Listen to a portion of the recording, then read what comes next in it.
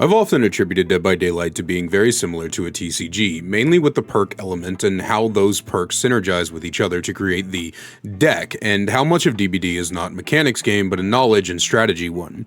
You have to have a basic understanding of the flow of the game to get anything done. It doesn't matter how good you are at curving Billy chainsaws or Blight bump logic if you have no concept of positioning, zoning, target prioritizations, gen patrolling, map control, and more. And your perks play a large part in that, such a large part that many challenges involve playing with less than 4 or even no perks to show a true test of the fundamentals of the game.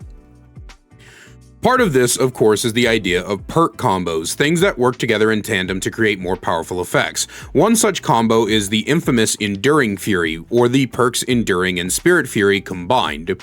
Enduring is a perk that reduces the duration of pallet stuns by 50%, while Spirit Fury is a perk that after you break 2 pallets, it activates. Then, once activated, the next pallet dropped upon your Chrome Dome is broken automatically.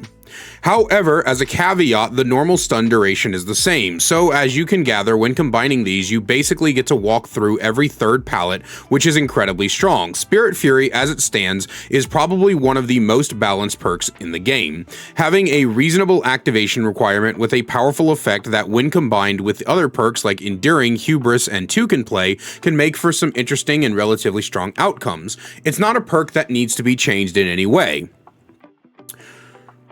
Well,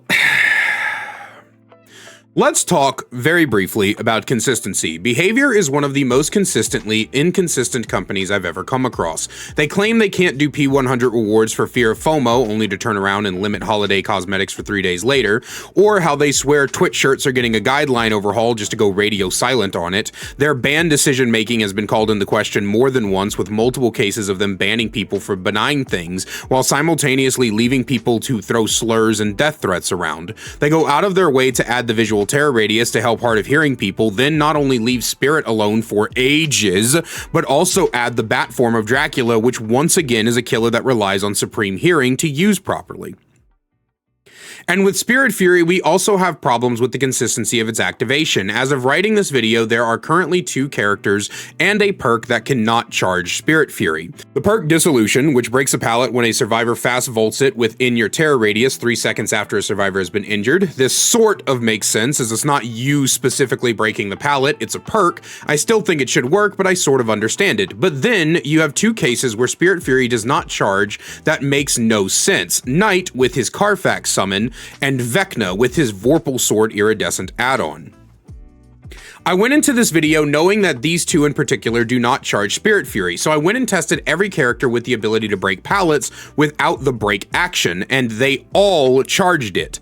Billy with his chainsaw, Bubba with his chainsaw, Legion with iridescent button, Demo Shred, Oni with his berserk combo, Blight with rush, Nimi with whip, Wesker with photocard, Chucky with hard hat, Dracula with wolf form, and even Singularity in Overclock still charges the perk. All charge the perk, meaning that there's not even an excuse with Knight and Vecna being that they are too new or that they used a power or an add-on to do it. As a quick aside, I should also mention that if Freddy breaks a pallet with Spirit Fury, then he cannot replace it with his pallet add-ons. This is more than likely a bug, however, but I only bring it up because this is a video about Spirit Fury. So anyway, I got to thinking, what makes these 2 so much different from the others? Out of 13 killers who can break pallets in alternate ways, only Knight and Vecna cannot charge the perk. Then it struck me. Every other killer directly interacts with the pallet. Even Legion and Chucky, quote, vault the pallet by interacting with it. Meanwhile, Knight sends Carfax, an AI-controlled entity, and Vecna summons an AI entity of sorts to do the same, separate from themselves. My bet is that if a character like, say, Artist was able to break pallets with her crows, it'd probably result in the same thing. Like, unless something directly attached to the killer is touching the pallet, it won't work. Of course, I'm neither a coder or a data diver, so I have no way to delve into this and figure out if this is the case, but I thought it important to bring up. I'd like to believe this is merely a small oversight, but it's one that's certainly known by Knight players, and given how he was given a rework recently and this quirk remains the same, I wonder how much behavior actually cares about this interaction specifically. While it's not game-breaking, it does remove all important synergy that by all logic should exist. I love Spirit Fury, and I like finding new ways to implement a perk into various killers. So I'd like to be able to use it on what would arguably be two of its strongest users next to Legion, Chucky, and Nemesis.